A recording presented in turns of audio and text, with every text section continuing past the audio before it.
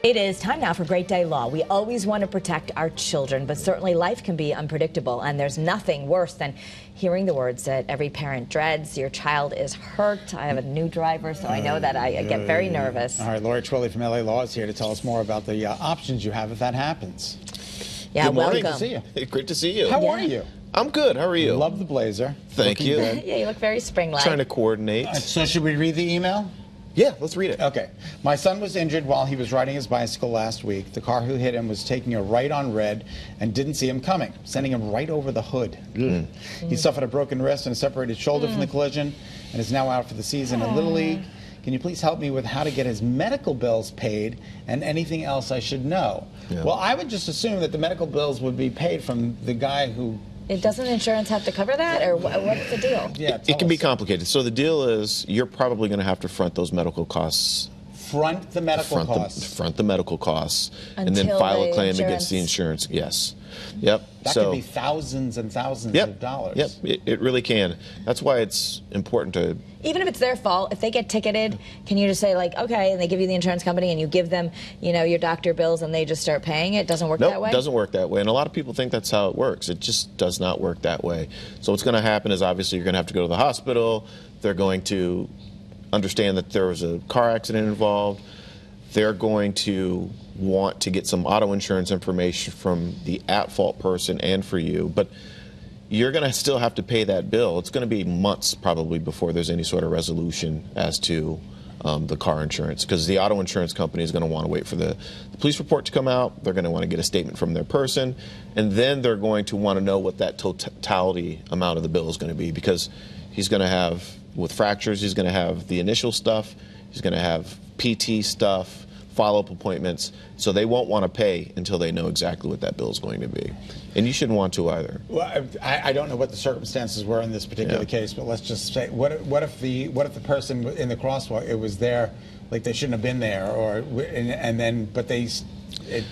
Well, that's. And again, I don't know what the particulars. Yeah, like I mean, it is true. I have children. Like, what if they just they went out? They ran out they were after a kickball. You know, they were riding where they shouldn't have been riding, or they didn't know the rules of the road. The pedestrians have the right of way, especially within the crosswalk. And then there was new legislation that I think went into effect October of 2021. Now it's been in effect for over a year at this point, at least. Maybe it's 2022, but the stop, wave, let people know that you're coming across. You don't even have to be in a crosswalk anymore. Oh, even jaywalking, you'd be okay? Exactly, that changed. That's a little scary because people come out of nowhere. About a year. Exactly. So, okay. Listen, at the end of the day, they're not going to be deemed at fault. The child is not going to be deemed at fault for this. I'd be shocked if they were. So how do you get help paying for these bills? What do you need to do?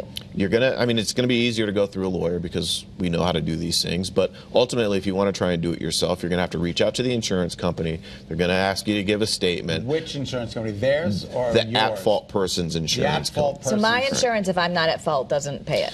Well, if you have a coverage that's called medical payments coverage, that's a part of your auto policy, they may kick. They might do it initially first, and then they'll go after the other people or something. Well, they'll pay first, and then you have to go after. You have to go after. Okay. Correct. So this is why, I mean, and I know we've said this before, but I think it's really interesting. Your background is you're an attorney now, but you used to be in the insurance industry, so you really know the inner workings of it. And it's free to call you. Like, I mean, basically, when you're doing something really complicated like this, people say, "Oh, I can't afford a lawyer," but it's free. Right. It's totally free. I mean, we talk to people and turn down cases all the time. I was talking to somebody earlier today that got his car towed and saw me on your show and wanted to see if we could help. I gave him some pointers. I gave him a couple other numbers to call that could help him. But yeah, there's no reason why you shouldn't contact us because it is free. Well, yeah, free call. And then I don't understand, though. When I called you the other day for lunch, you said I had to pay.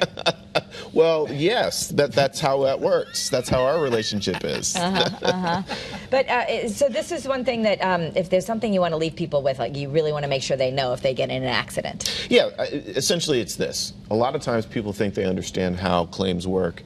You probably don't. So it's always better to get legal advice. And don't sign. A lot of times I've been. They say, okay, sure, we're going to give you $1,500. Sign this, and that basically means you're never allowed to recoup. Yeah, that's it. And for people I've seen go through this, sometimes you might have some soft tissue injuries or things that take a while, physical therapy for a year. Yeah. So you don't really know. Even when you walk away from that accident, you think, I think I'm fine. You might not be. Like, you have to really go get checked out, and you might notice things over the next couple of months that you're dealing with. Like, yeah, that never happened to me before. Yeah. You know? So Interesting what Kara just said. If you sign something, is that it? That's it. That's it. Yeah. You can't help us if we signed it. Yeah, there's no retraction. Okay. No, like Don't I had sign a it. memory loss of.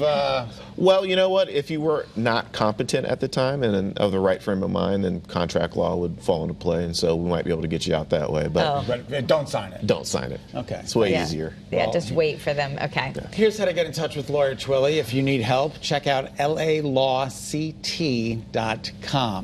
We are going to be doing the telethon tomorrow, and we're very excited that hopefully you will join us starting at 5 a.m. Yes. So I know we're going to have some weather in the morning, so we will have everything you need to know starting bright and early. But as of 5 a.m., we'll be on the air for the Denise DiCenzo Foundation second annual telethon. I'm really proud to be a part of it. Denise was certainly a beacon of light, and we love to spread her message of be open, be brave, be kind. You're also going to hear the incredible stories of all the causes we've been able to help thanks to you. So whether it's $5, $10, or thousands of dollars, we would really love anyone to participate. The money, all of it, every dollar goes to good causes. She was such a wonderful woman, and we're hoping that you will tune in. $5, as Karen just said, $10, $20. All the money goes to benefit some people that Denise really cared about. So again, we're hoping you'll tune in. Yes. Eyewitness News at 4 is coming up right now. Don't go anywhere.